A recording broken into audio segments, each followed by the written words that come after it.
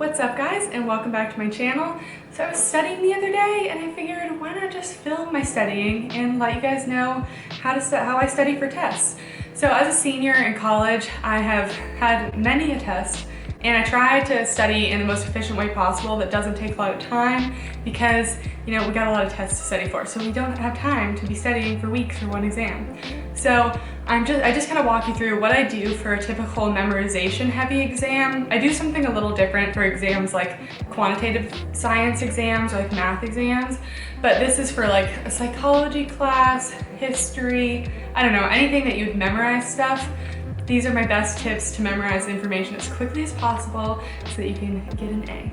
So I hope you guys enjoy, and please make sure to like and subscribe, and let's get to it. So the first thing that I like to do is just read through my notes from class. I also, side note here, I recommend taking notes on paper. My professors, first of all, they hate when people are on computers because you're obviously not going to be as focused. I know when I have my computer in class, I tend to do some other things like online shopping, basically other things we shouldn't be doing. But also studies have shown that students who take notes on paper perform better on their tests when they aren't given a chance to review. And this is because that writing notes on paper forces you to process the information more, not just transcribe every word you see on the slides. So take that into consideration, and if it's probably likely that your professor will post the slides as well, so you don't have to worry about getting everything down. Just take notes on the things that you think are most important, or some notes that the professor says and is not in the slides. Next, I like to go through the lectures for any missing information. Like I said, taking notes on paper, sometimes you can miss things because it is a little slower. So I just like to go through all of the slides and make sure I'm getting any key definitions, key theories and whatnot that I may have missed from my notes. This is also just a good way to review and ask yourself questions and get visual reminders of what you did in class. I also find it helpful to go through some of the readings if your professor does assign readings. My class has empirical articles as readings, and we are tested on those, so it's just nice to get a quick review of the main ideas of those.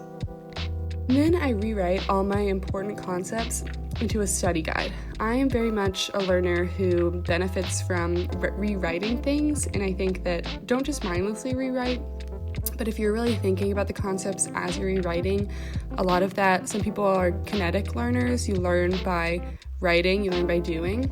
So I just think that writing this down helps me kind of, get all the main concepts. It also is nice to just have a collective study guide of all the important information and none of the little side notes in class that don't matter. And it's just a neater way to have your notes so that you can review them later. And next is something I only do for classes like a psych class or a class that you just need to memorize a lot of terms. This is not something I do for my physics class, my chemistry class, my math class. But I have found for my classes like this that making a Quizlet is really helpful. And even if you can find a Quizlet online from your class, it's not as helpful as actually making the Quizlet yourself, writing down those terms, and again, just really reiterating that you are writing them down and you are paying attention to what you're doing as you're doing so.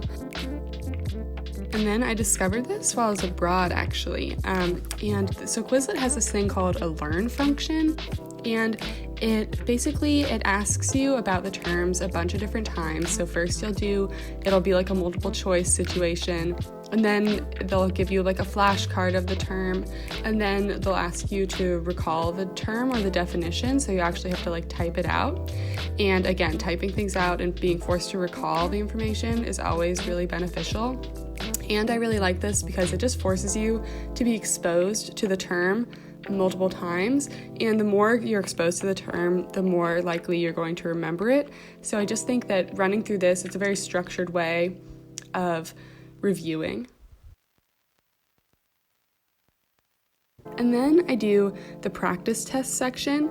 I really like this because if you've ever taken a psych class, the psych professors love to tell you how recall is the best way to prepare for tests.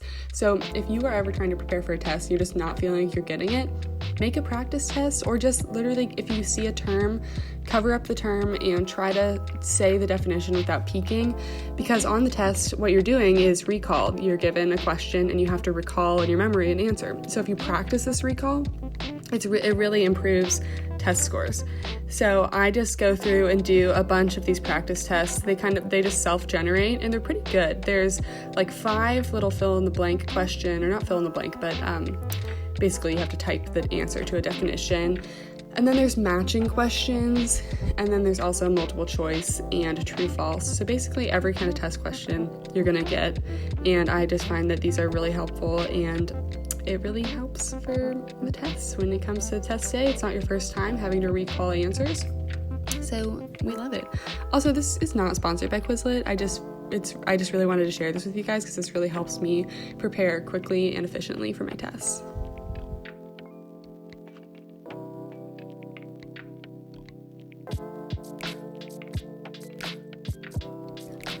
Also, the last thing I like to do is just read through my notes before you go to bed, so your memory is solidified in your sleep. So it's best to read through these notes right before you go to sleep every night, and it really helps with when you just have a bunch of terms to memorize. This is just a really efficient way. And also, this is why it's not as helpful to study the day of an exam or cram, because studies show that when you sleep after trying to learn something, your memory is much more solid than if you don't have that period of sleep to kind of make your memories more consolidated and solidified. So good luck on your tests, guys, and I know you got this. I hope you take some of these terms, some of these tips, and I hope they help you. So thank you guys so much for watching. Here's my friend Pam. Hi. We're getting ready to go to a Countdown to craziness. Yeah, it's like a little pep rally. So thank you guys so much for watching. See, you can do both. You can study and have fun. You can study and have fun, and you're watching the best person ever to watch. So feel grateful. You're subscribed to this beautiful queen. Thanks, Mel. Yeah. Thanks so much for watching. Again, make sure you subscribe and stay tuned for more videos. Yeah, subscribe to her. Bye.